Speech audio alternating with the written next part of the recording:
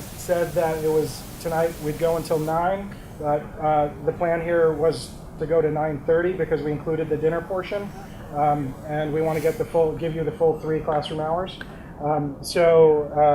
Just so you know. And if anyone does absolutely need to leave early, please make sure you complete the post self-assessment before you exit, and make sure and either leave it on the table up here or get it to one of the volunteers. Where are they? Because I came kind of late and I didn't see it on the table. So who doesn't have the pre-self-assessment that? Okay, so we left them in the other classroom. Is it that you did the pre-self-assessment and it's in the other room? Okay, got it. Okay. Got it. So we need to get that to you. Lucette will grab some and we'll just check in a couple minutes and distribute those. If you would do me the favor of just putting a star in the corner when you get it, just so I know it's one that was filled out a little later. Okay. So without further ado, let's get started. I give you Dr. John Wright. Yeah, so I didn't get a chance to actually introduce myself. I'm John Wright. I'm an adjunct here in the counseling program at UDC. I also work as a psychologist and a multitude of things. I'm sort of the fix-it-all guy at Georgetown. Basically, for the past 20 years, a couple decades, I've been working as a counselor, as a therapist. And so I want to provide a little context here, because Vikram is the man. Vikram was a student of mine in the counseling techniques class last semester. And as I'm teaching the class, he kept on sort of asking, how does technology sort of play a part in these sort of strategies and techniques that you're talking about? And to be honest with you, I felt like a dinosaur in a sense that, I could not answer these questions. You're right. And so I'm one of those sort of old school counselors.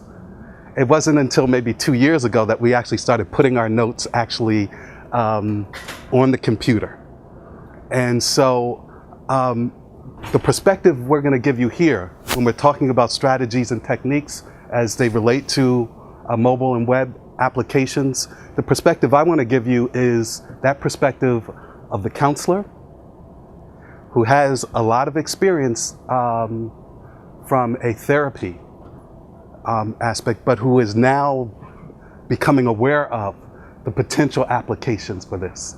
And so as we go through this, what I want to encourage people to do, and I say this all the time, you've already heard about sort of the what this is. You got a good sample of that.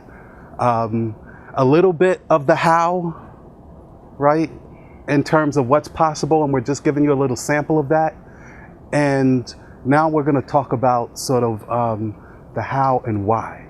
Because as you know, as therapists, and I say what really sort of sets us apart, and I just want to set the stage here, that, we're not casual conversationalists, right? Although lay people think of us in that way. You got an easy job. You just talk for a living. Oh no, it gets much more deeper than that. It's about the metacognitive process. It really is, what sets us apart is our thinking about our thinking as we attempt to help other folks. And so what we're hoping to do here is to show you how the counseling process is enriched through these applications. Yes. So some of the two key premises tonight are, applying the psychology of mobile and web enriches the clinical relationship. So there is a whole field of psychology that has been addressing for the last 20 plus years in some fashion how these devices, whether it's internet, whether it's mobile, less so with mobile as I said earlier, but affect our psychology and affect our relationships. And we're going to draw out some of that and really help you apply it. And this is the part I talked about. You can take some clinical tools into tomorrow. And then the other premise is that appropriate clinician-driven use of these technologies, mobile and web, can transform the clinical relationship. That's what we promised you in the title, transforming health relationships, and we want to really create that with you. So.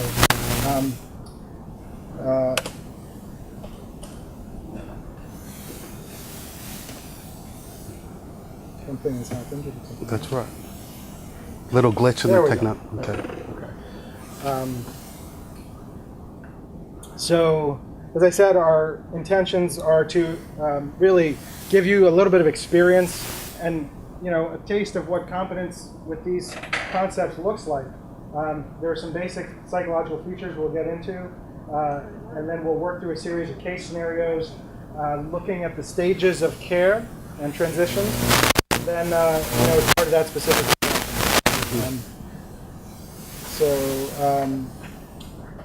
I think we can. Yeah. Okay. The key part here is just really generating the next steps for your practice. So we want you to be able to go away from tonight having some idea of how do I move this forward in my immediate clinical context and then in my organization and my community, if you feel like it's going to have that impact. I want you to also think about this is going to be a collaborative process. We're going to keep you moving, not jogging in place, but we want you to really kind of work through these scenarios that we're going to introduce you to. So be prepared to think. We'll have you thinking about how to apply, why you're applying, and what sort of the intended or hope for effect as you're using these devices. So next we wanted to just sort of contextualize this, why this is important. Dr. Clark already spoke about one of these cases, the Roger case.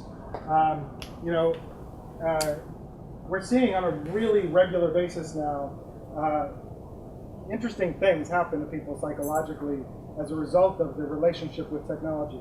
The Tyler Clementi case in 2010, this happened at actually my alma mater, Rutgers. This young man, he happened to be in his first semester of his freshman year. He had a roommate. He was gay. He engaged in liaison. His roommate caught it on camera, shared it out with a social network, and he was so filled with all the feelings that come with being outed in that way that shortly thereafter he jumped off the George Washington Bridge. Yeah. And what then happened is that the two individuals who were the roommates were actually charged, not with murder, but charged in implication with that suicide. And so, these technologies have a really powerful impact. Have folks heard about the Slender Man case? Because now this is something that actually hit the news about a week or two ago, and it's a site that describes this sort of character that's slender with sort of an ambiguous face, etc., and it has a following, and this is a character that goes around sort of abducting, harming folks, and then so these 12-year-olds, were they 12? Yeah. The 12-year-olds. Particularly children. Yeah, they're looking at this site, this video, whatever it is. They're identifying with this particular character, and they then take a classmate, a peer, and they actually both were caught, luckily, caught stabbing repetitively. 19 times. And luckily there was a passerby, a good Samaritan that saw this in process and stopped. But the two girls.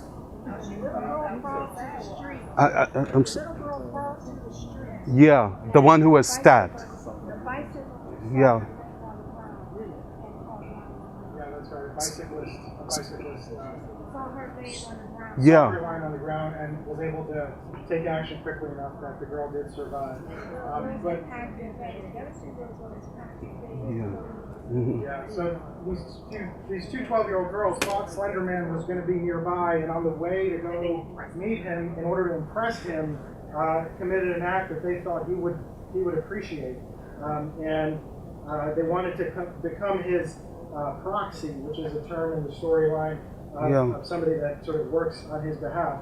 And one of the girls really believed, according to the reports, that Slender Man, the fictional internet character watched her and could read her mind and teleport. And so, this happened. These 12-year-old girls really couldn't. And this is something we need to impact. We bring up this, as sort of an extreme scenario, but it really shows the level of identification and influence that the web, social media has on folks. And so what we're inviting you to do is to kind of utilize that power to actually enhance and improve life. So we're going to be walking through a series of concepts here, and the first one is actually pretty directly relevant to that Slenderman case, and it's the online disinhibition effect. A lot of the theory you're going to hear tonight is it originated from a psychologist named Dr. John Schuler. He really advanced the psychology of, this was about 15 years ago, what he called cyberspace, but a lot of these concepts are really still very applicable in our current media universe.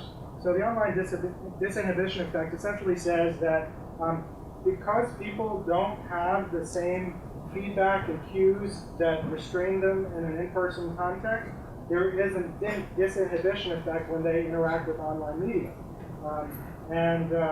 All of you may have gotten an angry email. Who hasn't? That is just the beginning. There's a whole realm of expression of disinhibition online, and cyberbullying is one of those areas that's really. Yeah, and I'll just sort of reiterate here. What I want you to think about is what are the factors that sort of contribute to this, we all know when we're looking at and we're hearing that there's sort of almost an allowance, an affordance to be able to sort of share and express ourselves in ways online that we wouldn't think about actually doing, or we would be hesitant to do in real life. And I want you to think about this term in a sort of positive and negative way here.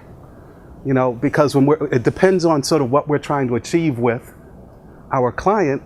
A little disinhibition may actually be healthy, or it actually might be counterproductive itself. So when we're looking at this term, a lot of folks like to sort of separate it, dichotomize it out as like toxic disinhibition, unhealthy stuff, and that can go from the nasty emails that you're referred to all the way to sort of the darkroom stuff that I hear individuals sort of participating with, like how to sort of engage in cutting behavior, in such a way that you can sort of maximize the impact without killing yourself.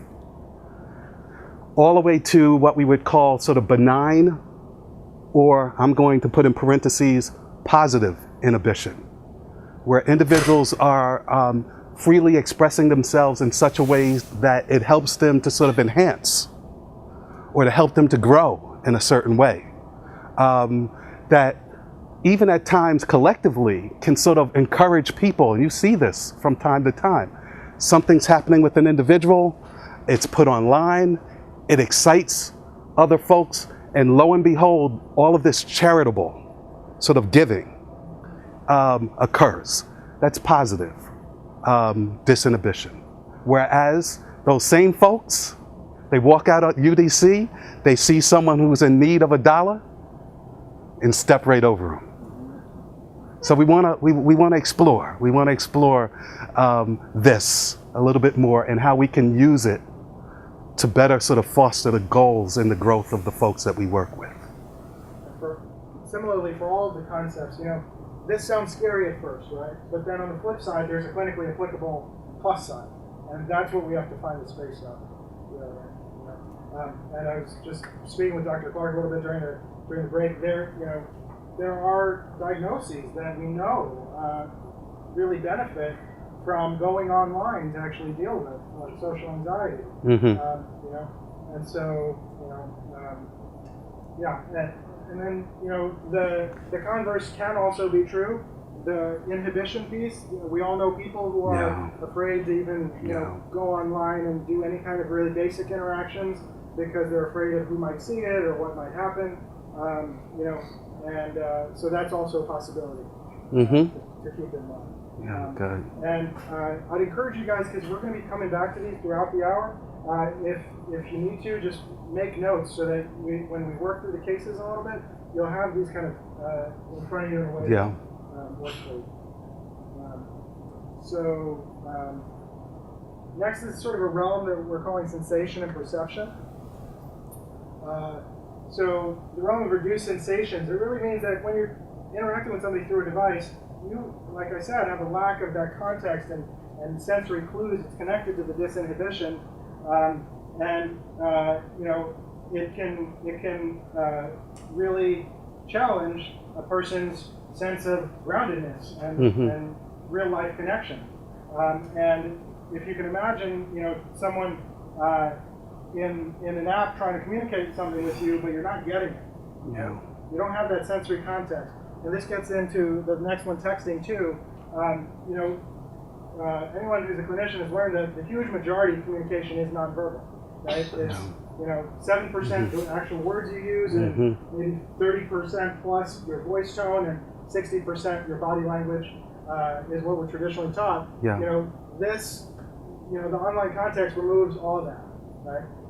And so in the realm of texting, you can again lose a lot of nuance, and people try to make up for that. And it's something to be aware of. That using all caps if you're angry, using emoticons to try to express certain feelings, using ellipses or other textual signifiers that indicate maybe I'm thinking or I don't know what to say. And then, of course, the word choice and the grammar and all those things play in. And, as folks that are contemplating actually interacting with clients in this way, this is all stuff that needs to be on your radar. It may be significant sometimes somebody uses all caps, and then for someone else it may not be, and you have to know which is which. Yeah.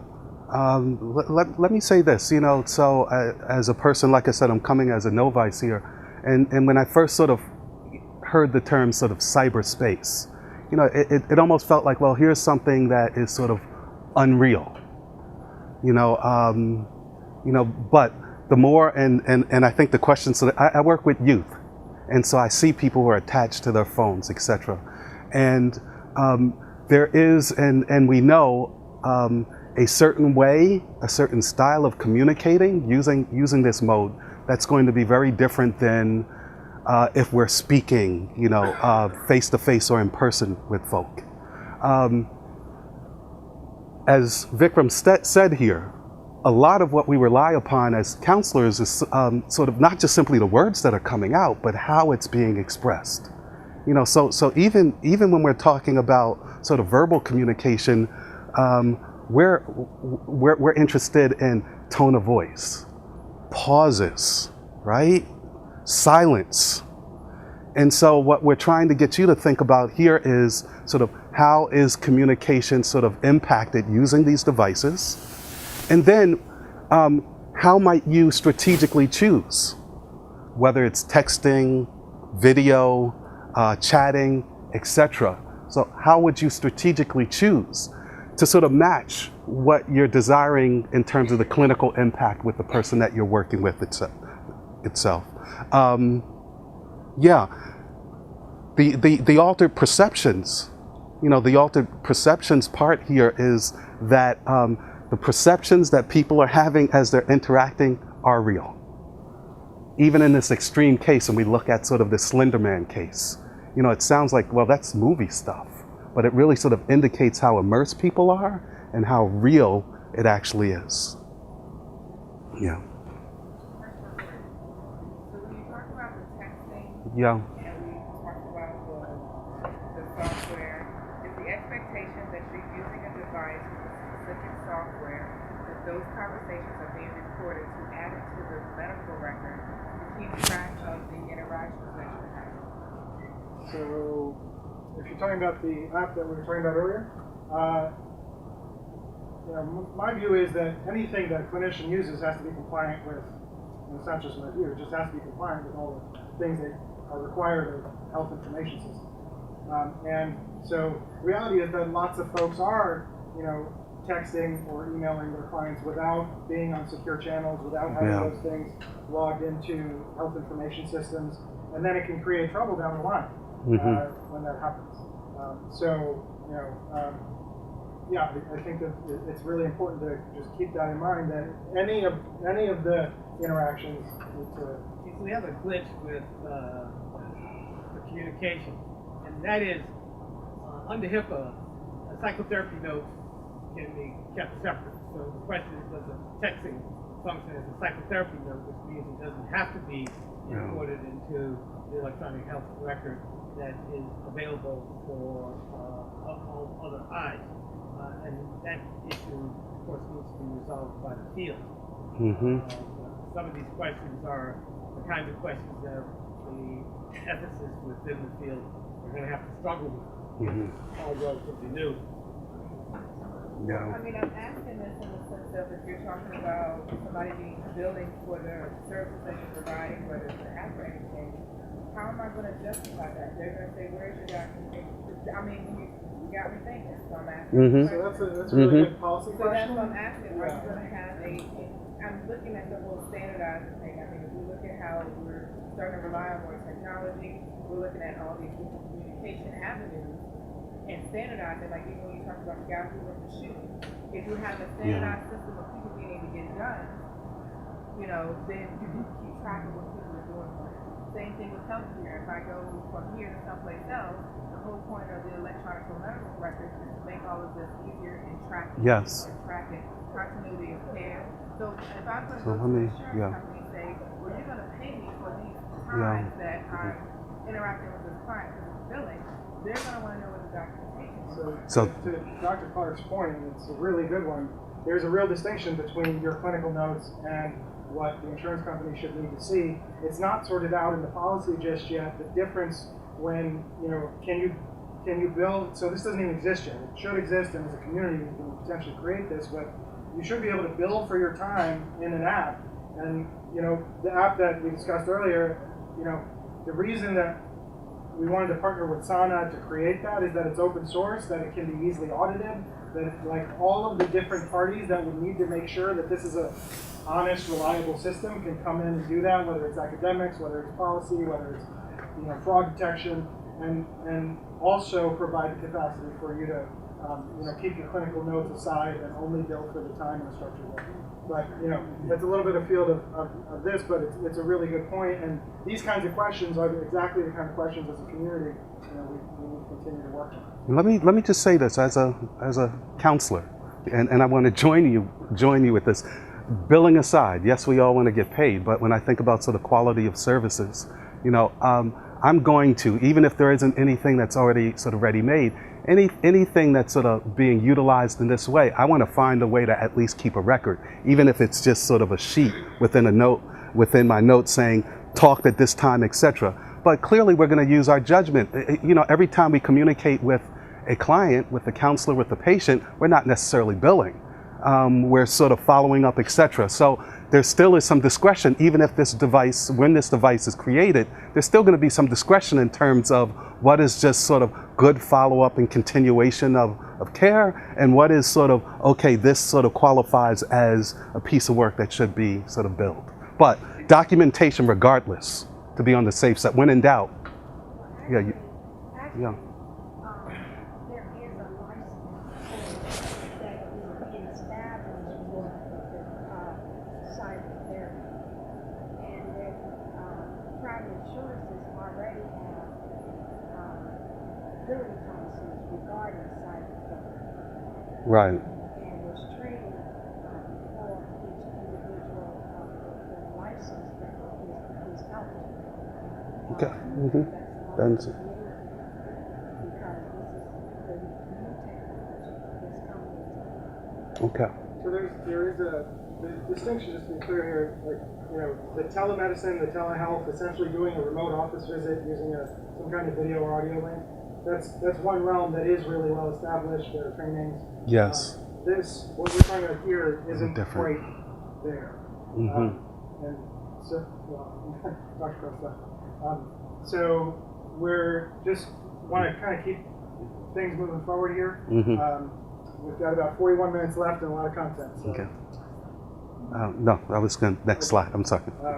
So we didn't touch on the altered perceptions, but we've all had the experience of zoning out in front of, whether it's television or a screen. It's pretty ubiquitous. It really is a factor in how people interact with their mobiles. We all see it when young people are out hanging out. They're all looking at their devices. It can be addictive, and it can be part of that addictive process. And that's another thing you have to look for as a clinician. So. Oh no, fine. Next slide. Yeah, I'm sorry. So the good thing about sort of mobile devices is that you can use them anywhere at any time, right? It sort of keeps us from, and this is what makes this so dynamic, is that we now can, regardless of sort of where the person's at, we can access and connect with them. But here's the bad thing, that you can be accessed at any place at any time itself.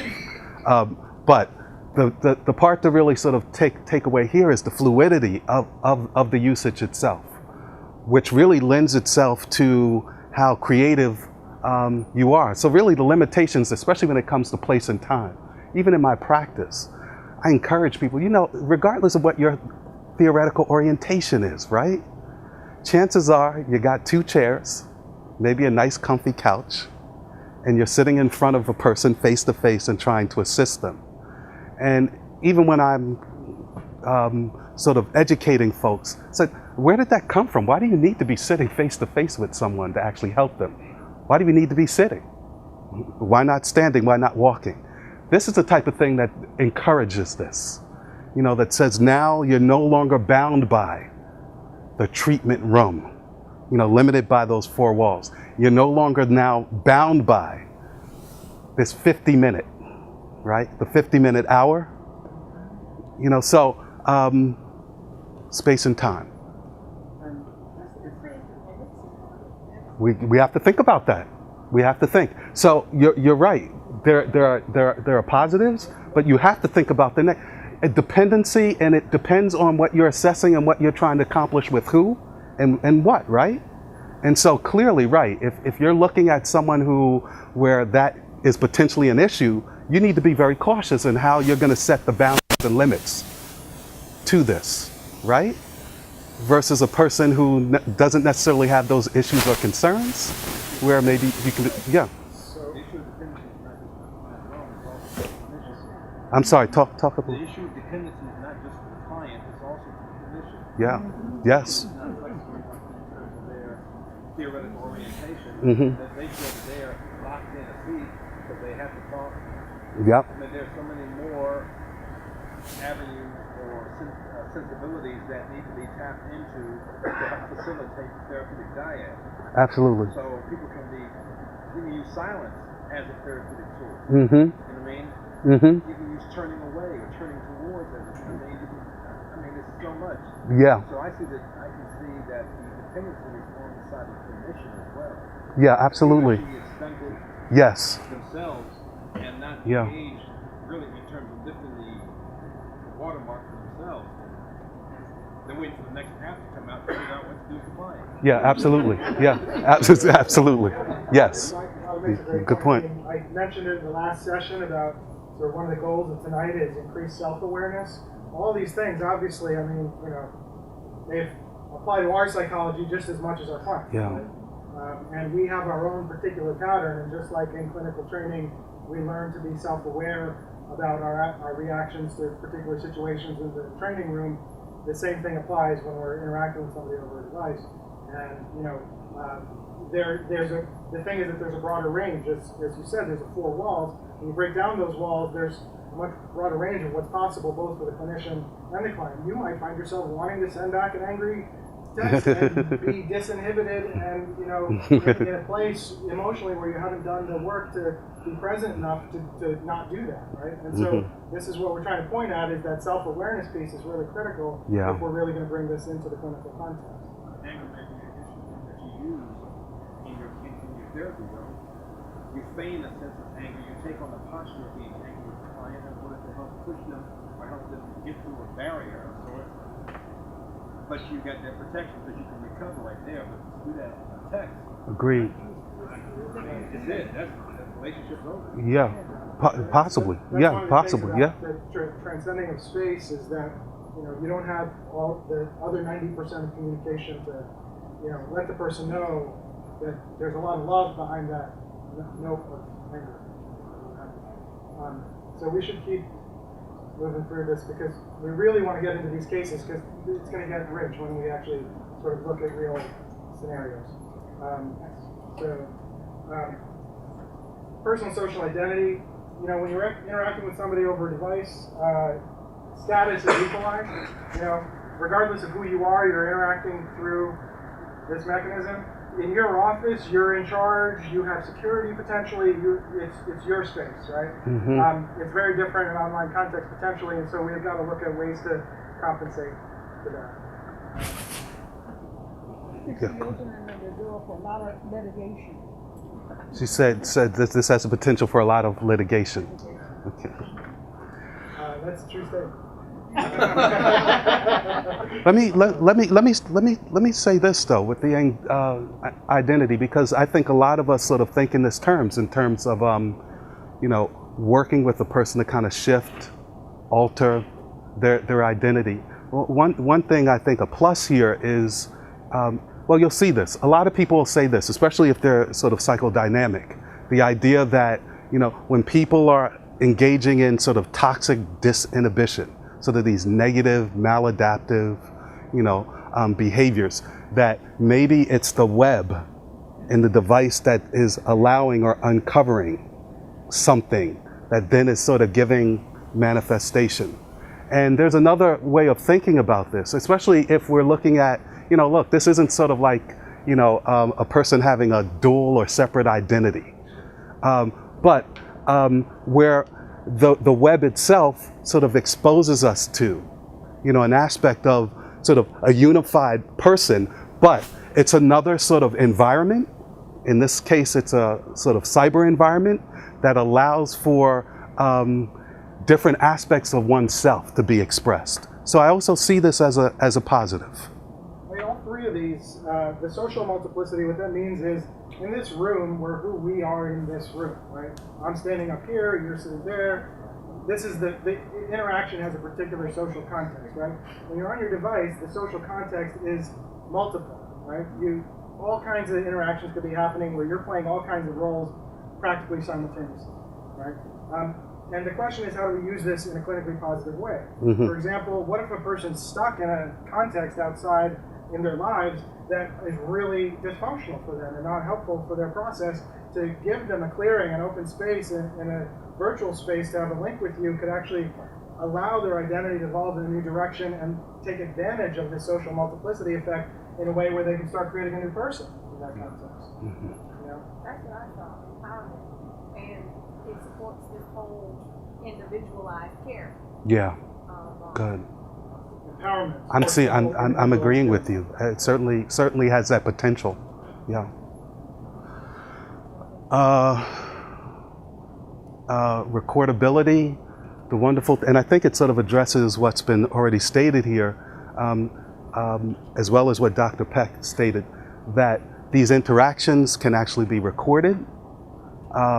They can then be used to sort of, at a later time, one, for the counselor to sort of glean and understand and think about sort of next steps. It can also be, the use of these apps can also be recorded, whether it's something that's done face-to-face or something that the counselor wants to give to the person, where they can then sort of use it at one time and then another time and then another time itself. So there is that advantage. I am thinking about dependency as I'm saying this. Media disruption. These things are not foolproof. And here's where we start to see a lot of angst, right? You know, where what happens when the person's phone is not charged? Or, God forbid, they lose their phone, right? Or the satellites are down. Or the hard drive crash. Yes. Or, you know, And so what we have to do is, you know, it's always about what the backup plan, et cetera, is, because, you know, we're not seeing this as the end all and be all. What we're really trying to encourage you to think about is how this can sort of reinforce and enhance Yeah, but it's not sort of the end in and of itself.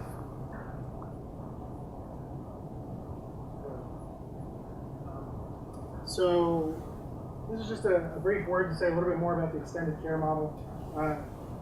This idea of breaking down the walls of the therapeutic room, extending the relationship out.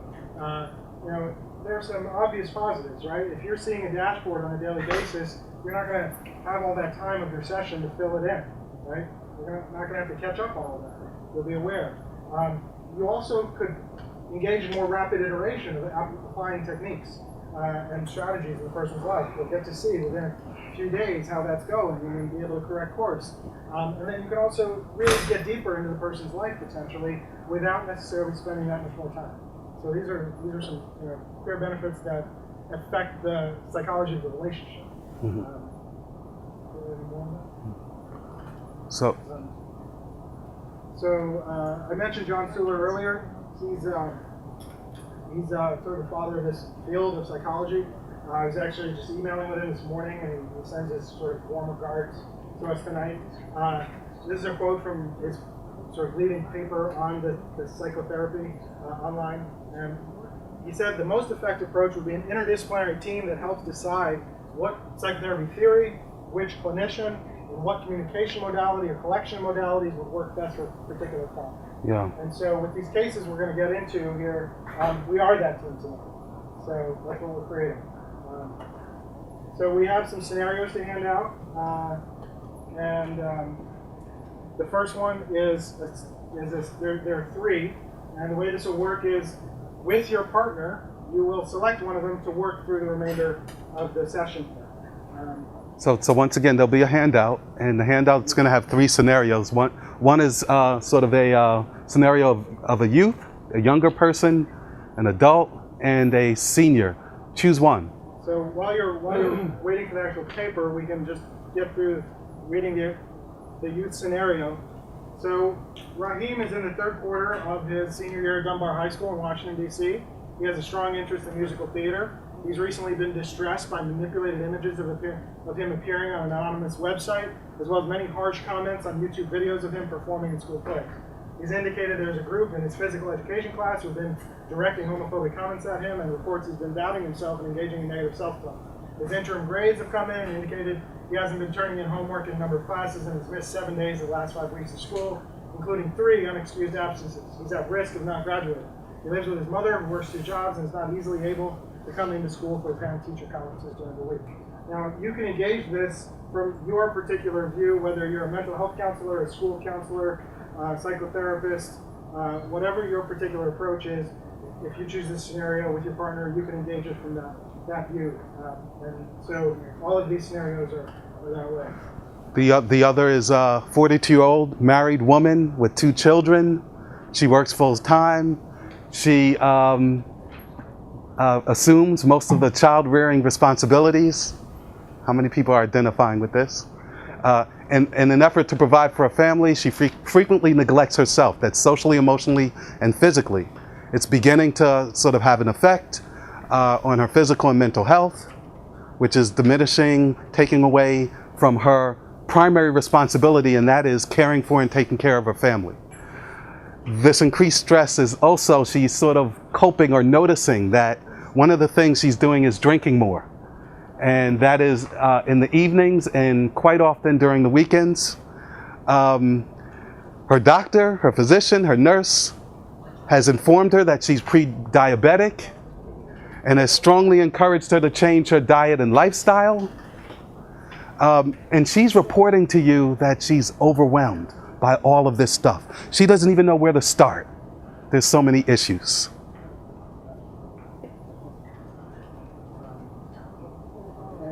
In a slightly different version of this one we created, I encourage you, if you are interested in this tidbit, we included that she was having affairs using an online website that was for people who are married and want to have affairs. That's part of her story. Okay. Next. Oh, senior. Oh, what happened there? The senior scenario didn't come up here, but the senior, paper, yeah. So we'll just use that. And there with the senior scenario, what we're looking at here is elderly woman who's experienced successive losses. That's including the loss of her spouse, just recently retired, and now she's being relocated to a assisted living facility.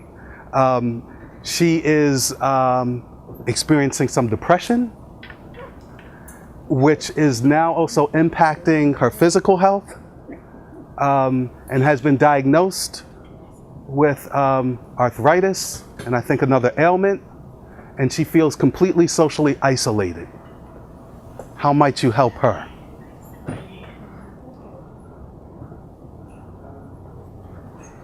So our format for working through these cases is pretty straightforward. We're going to shorten these time segments realistically to keep it on time. But we're going to look at one phase of the 4 phases of the therapeutic process at a time. We're going to look at that phase across all 3 cases.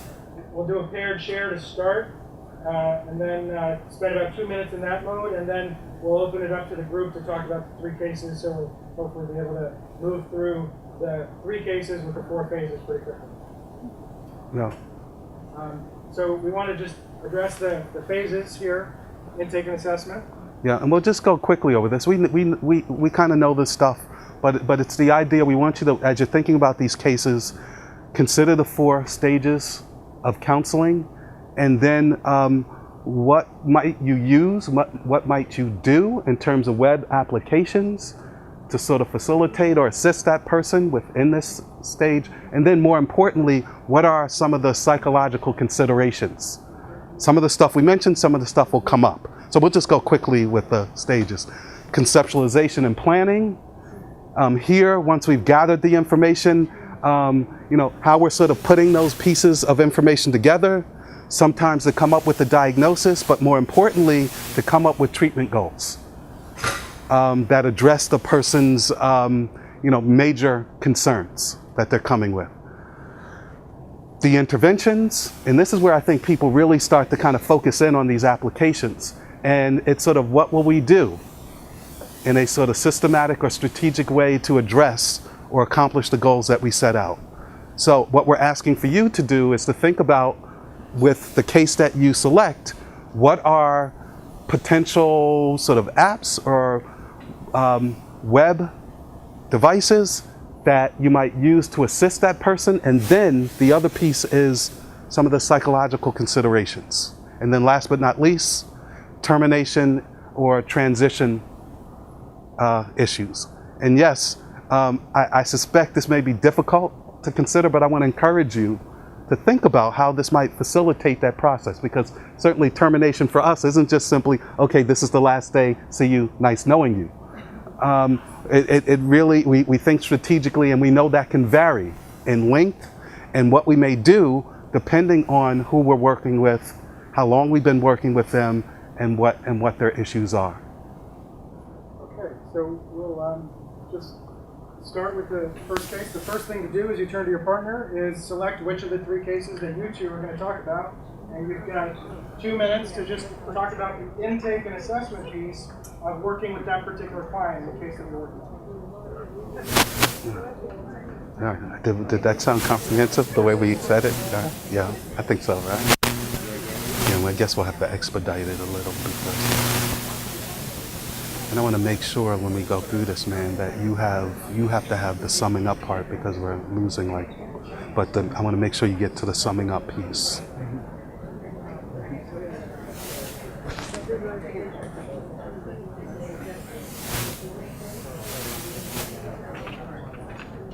So I like the fact the way you conceptualize, you said, kind of point, get sort of make a few comments, maybe something to wrap it up, and then move to the next one real quick.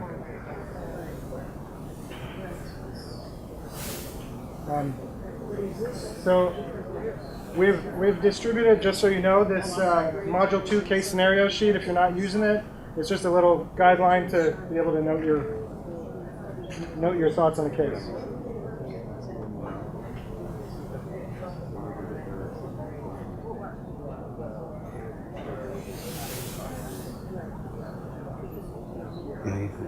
You think they'll get something significant in a couple minutes? Yeah, you think so? Yeah. Yeah, how much time are we working with? Hmm? 9:10. It's 9:10 already? You said 9:30 is when we'll end? Okay.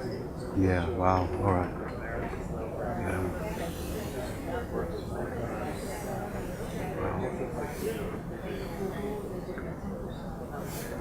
Okay, so let's wrap it up. And all right, so let's get into looking at the intake and assessment phase for Raheem. So who's working with Raheem? Who chose the youth scenario? Youth scenario. We've just got a couple of you, three groups. What's your take in terms of the application of these ideas for Raheem at the intake stage? And I know this is kind of rapid fire, right? but just some formational ideas. We know maybe you haven't consolidated them. What's your thoughts in terms of what might be useful given his presentation? Yes. There's a lot of issues at hand for Ron. Yes. And we were just talking about an approach on how to get there when we actually discuss it. So let's put it out to the group, because I agree. Like so many of these cases, the observation was there are a lot of issues happening, simultaneously here. And so what might be, if we're talking about an application or something that we could use in this sort of phase to assist us with sort of prioritizing? So a couple things I point to with Raheem is that he's obviously using online media, YouTube, anonymous websites. He's been actually impacted by. This is a clear case of cyberbullying, right? And that he also has a context in his physical environment where there are challenges going on, both in school and with his mother not being at home as much, which probably indicates he's spending maybe even more time on his devices. So I'm gonna take the more generalized approach here. Yes.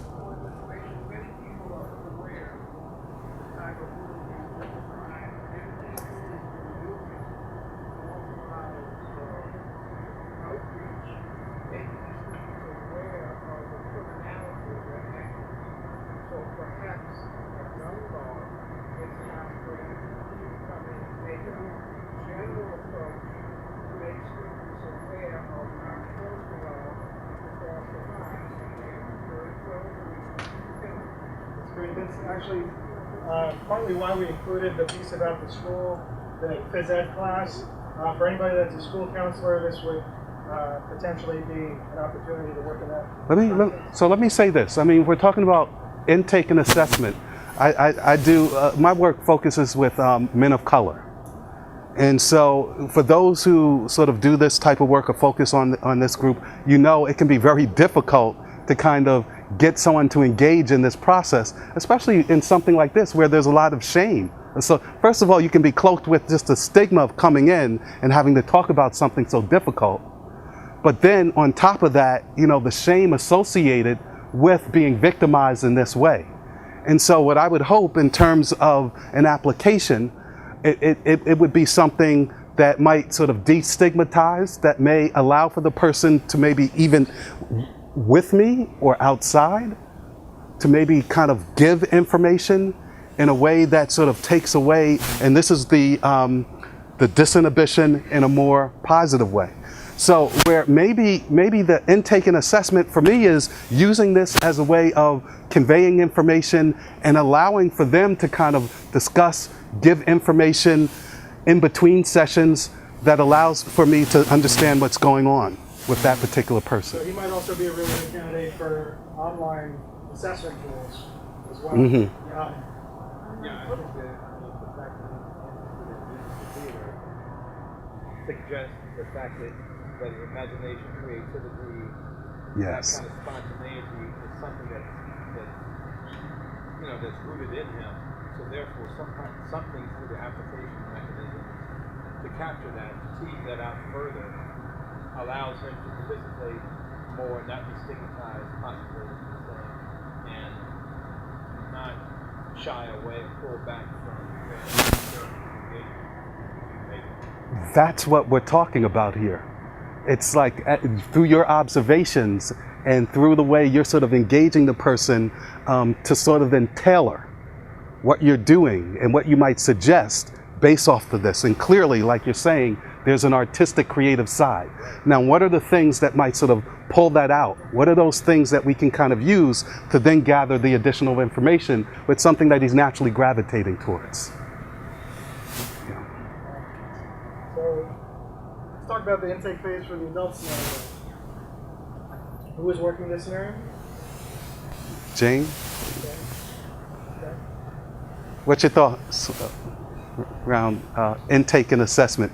We elected to stop and listen to what was happening because we figured there would be other people to present.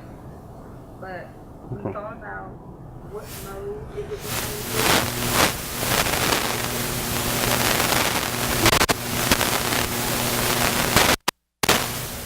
Okay, either way, yeah.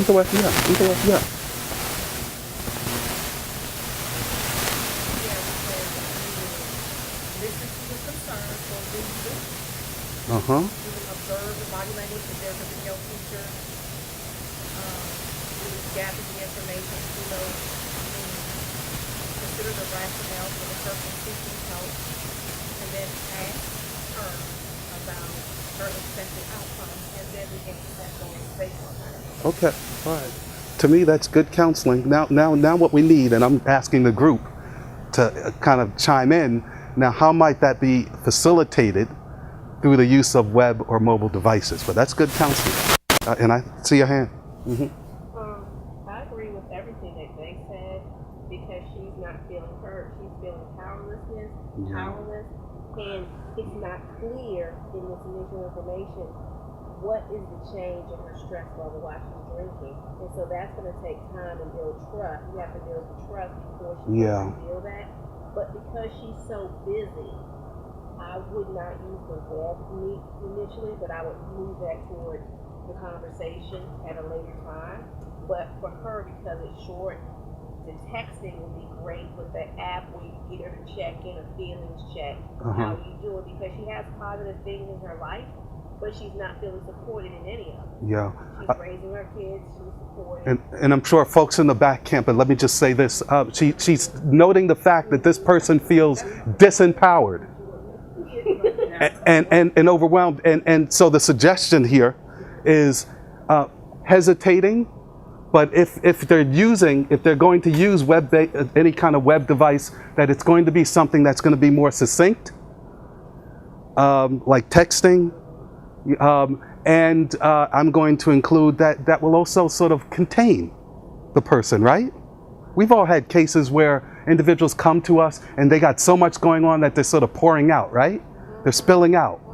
And so similar to whatever we decide to do or to supplement with this, we have to think about how to sort of contain. Yes. I missed it because my colleague was so thoughtful. I didn't hear anyone say it's time for a come to Jesus with the other half of the married couple to make him realize marriage is a full part. Okay, but let me look. But now let me ask you this to make it. Now, how might we think about mobile devices, the web, to facilitate that come to Jesus moment? That's what we're asking you. So if you're thinking couples counseling, how might this occur?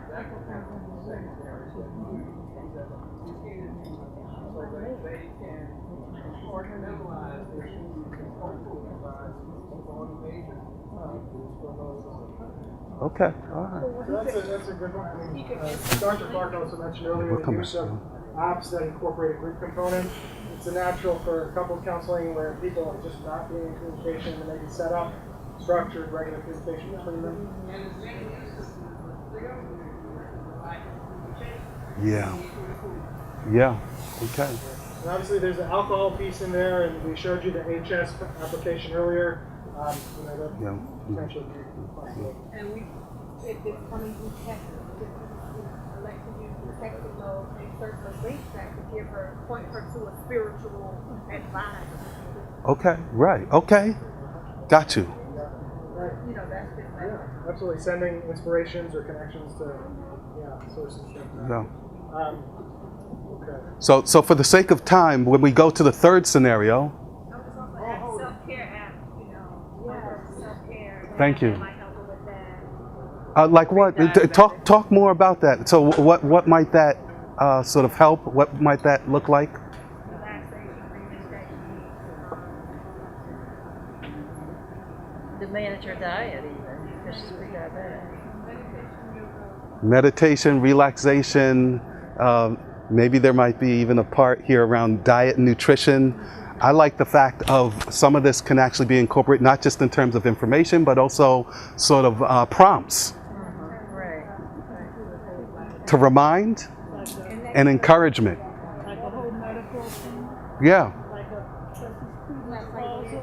I mean, there's some real physical stuff going on here. 42, Mm-hmm. premenopausal, diabetic, that affects mood. Mm-hmm. a lot of other stuff. Good. Just getting a quick physical, maybe 130 apps or whatever. Okay, got you. There are a number of apps on the market that Yeah. specifically deal with diabetes.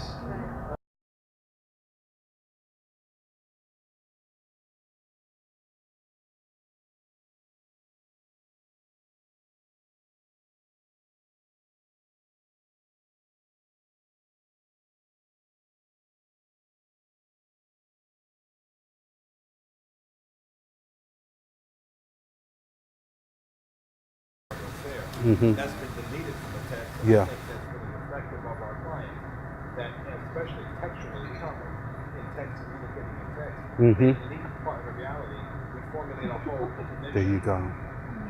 But we're way off base.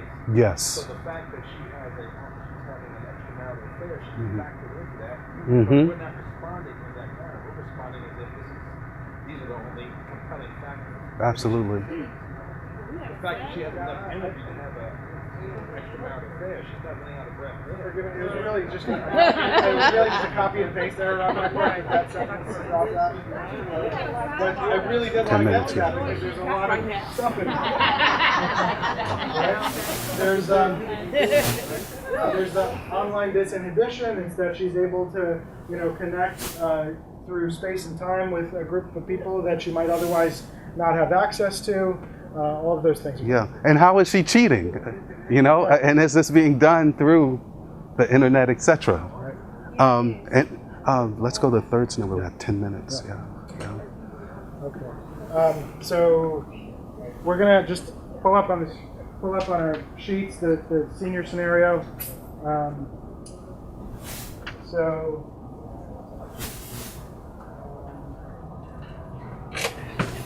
Who worked the senior scenario? Yeah, I told you I had 10 Who's minutes. looking at that? Just one person working the senior scenario? Actually, I saw this as the least risky Okay, all right. All right. and that is, there are a couple of, I'm just thinking apps, and I'm thinking, self-assessment scales, I'm thinking self-assessment scales for mood, Talk up a little louder.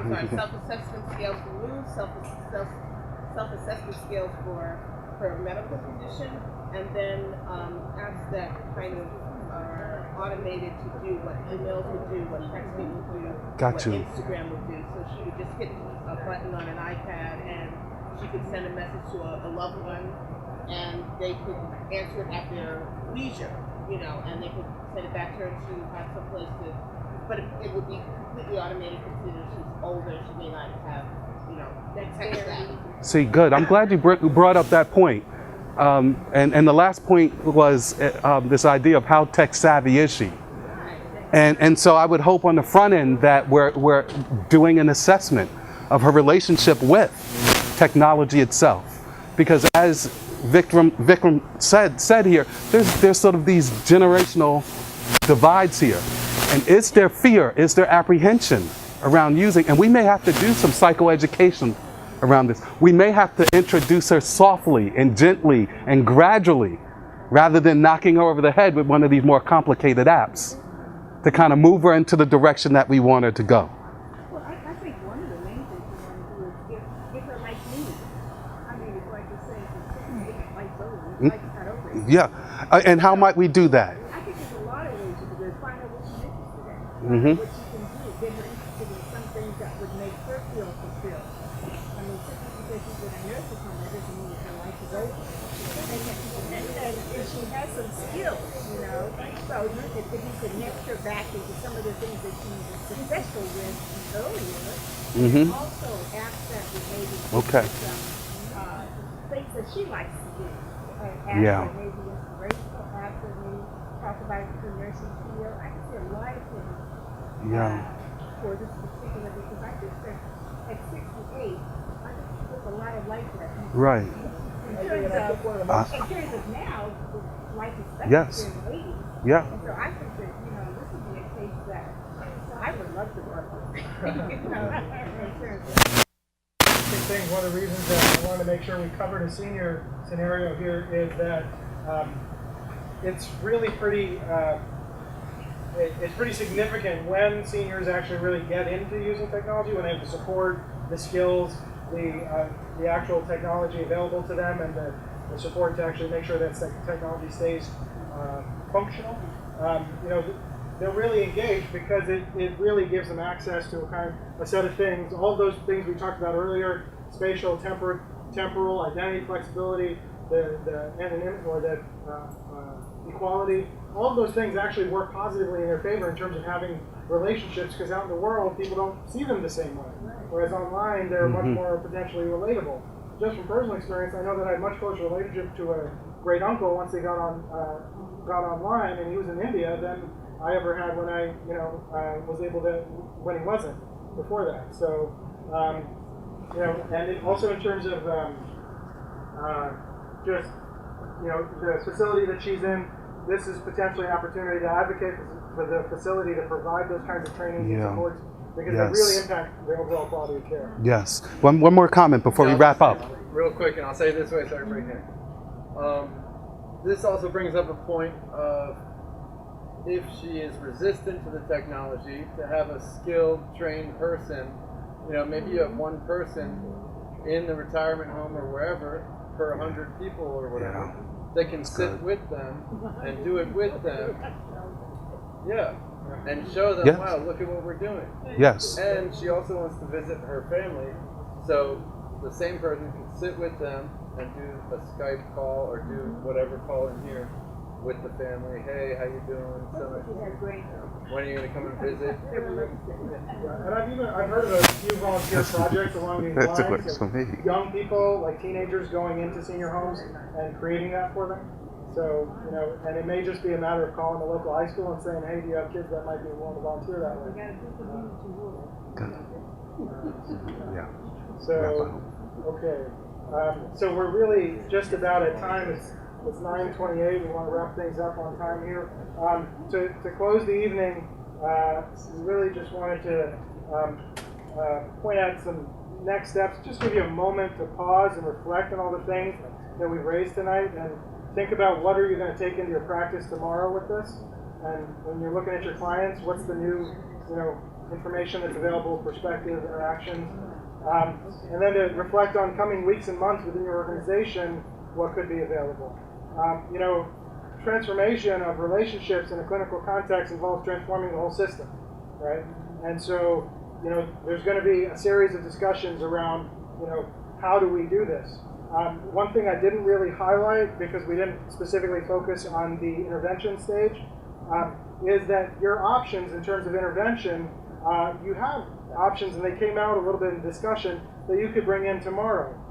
You can use apps in a self-directed way, the same as you would a book or a journal or any other product you might recommend to your client. You could say, I know of this app, you could try it, and we could look at it together when you come in next time, and in that way get some of the benefit of this, and as well as some of the benefit of the clinical support going at the same time, even though all of those issues around privacy and security and all of those other practice issues won't be there in that context.